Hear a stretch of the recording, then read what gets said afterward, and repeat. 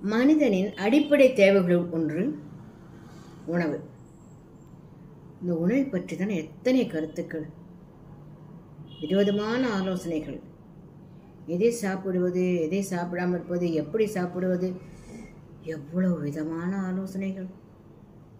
எனக்கு ஒரே குழப்பமாக இருந்தது. ஒருவர் சொல்கிறார் பொழுது விடுந்து நிறைய தண்ணீர் குடிங்கள், ஒரு சொம்பு தண்ணீர் குடிங்கள் என்கிறார்.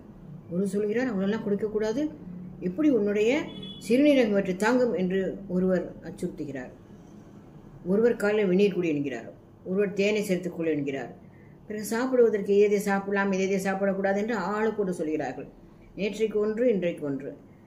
உண்மைதான், சில நேரங்களில் ஆய்வு செய்யும் பொழுது கருத்துக்கள் மாறுபடலாம். ஆனால் நம்மை குழப்புகிறது நிறைய செய்திகள் இருக்கின்றன. அதில் எங்கள் ஊரின் காந்திய எழுத்தாளரும் ஹோமியோபதி மருத்துவருமான தீசா ராஜு அவர்களிடம் ஒரு நாள் போய் நின்றேன். எனக்கு ஒரே குழப்பமாக இருக்கிறது. எப்படிப்பட்ட உணவை நாம் சாப்பிட வேண்டும் சொல்லுங்கள் என்றேன். அவர் அழகாக சொன்னார், நீ எந்த மண்ணில் முளைத்தாயோ அந்த மண்ணில் முளைத்தவை தான் உனக்கு ஒத்துக்கொள்ளும், அவற்றை சாப்பிடு. அப்படியே யோசித்து பார்த்தேன். ஆமாம், நம் வீடுகள் பெரியவர்கள் எல்லாம் இங்கிலீஷ் காய்கறி என்பார்கள். இந்த உருளைக்கிழங்கு, நூல்கோல், காலிஃப்ளவர் வீட்டெல்லாம் சாப்பிட மாட்டார்கள். அதே போல் திதி என்று வந்துவிட்டால் எதையெல்லாம் சேர்த்துக்கொள்ள வேண்டும் என்று கட்டாயமாக விதிகள் இருக்கின்றன. ஜீனி சேர்த்துக்கொள்ள மாட்டார்கள், வெல்லம் தான்.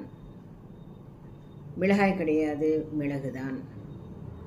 காய்களும் கூட நம்முடைய நாட்டு காய்கள் தான்.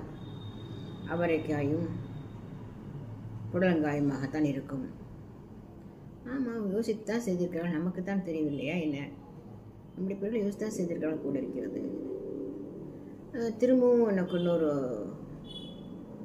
சந்தேகம் வந்தது. எவற்றை எப்படி சாப்பிடுவது? மீண்டும் சொன்னார், எது உன் உடலுக்கு ஒத்துக்கொள்கிறதோ, எது உன் மனதிற்கு பிடித்திருக்கிறதோ அதை அளவோடு சாப்பிடு. மனதிற்கு பிடித்திருக்க வேண்டும், உடலுக்கு ஒத்துக்கொள்ள வேண்டும், அளவோடு சாப்பிட வேண்டும்.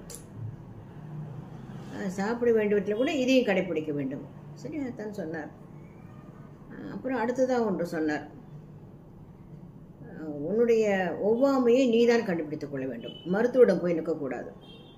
உனக்கு எது உனக்கு உடலுக்கு ஒத்துக்கொள்ளவில்லை என்பதை ஆங்கிலத்தில் சொல்வார்கள் ட்ரையல் அண்ட் எரர் மெத்தட், அப்படி தான் கண்டுபிடிக்க வேண்டும். எனக்கு அப்படி தான் தொடர்ந்து நீர் பிடித்து கொண்டிருந்தது, ஜலதோஷம் வந்து கொண்டிருந்தது. என்ன செய்வது என்றே புரியல. அவர் சொன்னார், ட்ரையல் அண்ட் எரர் மெத்தடு தான். மெதுவாக ஒவ்வொன்றாக யோசித்துப்பா, இன்றைக்கு என்ன சாப்பிட்டோம் யோசித்து கொண்டே வந்தால் நீ கண்டுபிடித்து விடலாம் என கண்டுபிடிக்க முடிந்தது. அவர் சொன்னால், ஒருவர் புளி ஒத்துக்கொள்ளாமல் இருக்கும், எலுமிச்சம்பழம் ஒத்துக்கொள்ளாமல் இருக்கும், தக்காளி ஒத்துக்கொள்ளாமல் இருக்கும். இப்படி சில பேருக்கு வெந்நீர் கூட ஒத்துக்கொள்ளாத மனிதர்களாக இருக்கிறார்கள் தெரியுமா? வெந்நீர் குளித்தால் கூட சிலருக்கு ஒத்துக்கொள்ளாது. இப்படியெல்லாம் விதவிதமாக உண்டு. அவர் ஹோமியோபதி மருத்துவர் அல்லவா, பொதுவாக எதையுமே சொல்லக்கூடாது.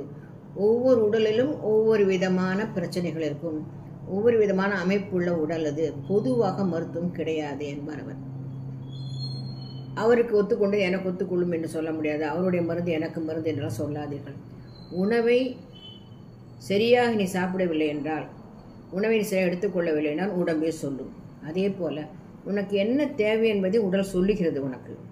அந்த தேவையை நிறைவேற்றினால் போதும். தாகம் எடுக்கும், தண்ணீர் குடிக்க வேண்டும் என்றால், பசி எடுக்கும், சாப்பிட வேண்டும் என்றால், இப்படி ஒவ்வொன்றும் உடல் உனக்கு சொல்லும். நீ தவறு செய்தால் அதையும் சொல்லும், நீ தவறு செய்திருக்கிறாய் என்று சொல்லும். அதனால்தான் இந்த பிரச்சனை என்பதையும் அந்த உடலையே சொல்லும்.